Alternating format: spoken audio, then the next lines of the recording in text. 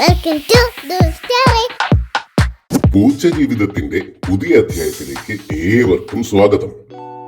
French അധിനിവേശ പ്രദേശമായ കിങ്ങിണിപുരത്തെ ഞായറാഴ്ചയിലെ ഒരു പ്രഭാതം.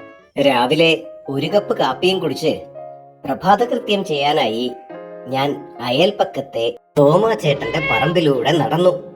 എനിക്ക് മുന്നേ കാര്യം സാധിക്കാൻ അവിടെ എത്തിയ കുട്ടപ്പനും കൂട്ടുകാരനും എന്നെ കണ്ട് ചെറുതായിട്ടൊന്ന് ചമ്മി. വേഗം അവൻ തോമാച്ചായന്റെ അടുത്തേക്ക് ഓടി. ആ ഓട്ടം കണ്ടാൽ അറിയാം കാര്യസാധ്യമെല്ലാം കഴിഞ്ഞുള്ള പോക്കാണെന്ന്. സമയം രാവിലെ 11:30. ഞാനും അമ്മയും കൂടി ഒരു ഞാവൽ മരത്തിന്റെ താഴെ വിശ്രമിക്കുകയായിരുന്നു. മീനൊന്നും കിട്ടാതിരിക്കുമ്പോഴാണ് അയാളുടെ ഒരു ഷൂട്ടിംഗ്. മീൻ വാങ്ങിത്തരാത്തതിൽ ശക്തമായ പ്രതിഷേധം രേഖപ്പെടുത്തി ഞാൻ ആ വീടിന്റെ മറ്റൊരു കോണിലേക്ക് പോയി കിടന്നു. കുറച്ചു നേരം പിണക്കം നടിച്ച് കിടക്കാം, ചിലപ്പോ മീന് വാങ്ങി തന്നാലോ. അപ്പോഴാണ് മുതലാളിയുടെ വിളി വന്നത്. ഈശ്വര, മീന് വാങ്ങിയെന്ന് തോന്നുന്നു. ഞാൻ ജനാല വഴി ചാടി അടുക്കളയിലേക്ക് പോയി. അപ്പോഴാ കാഴ്ച കണ്ട് ഞാൻ ഞെട്ടി. ഒരു പാത്രം നിറയെ മത്തിച്ചാകര.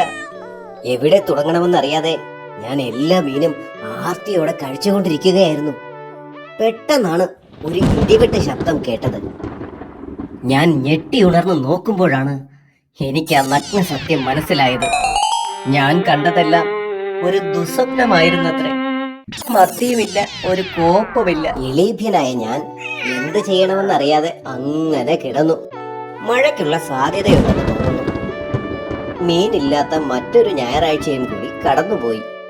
രസകരമായ മറ്റൊരു എപ്പിസോഡുമായി വീണ്ടും കാണാം. അതുവരേക്കും bye bye. Thanks for watching. Like and subscribe.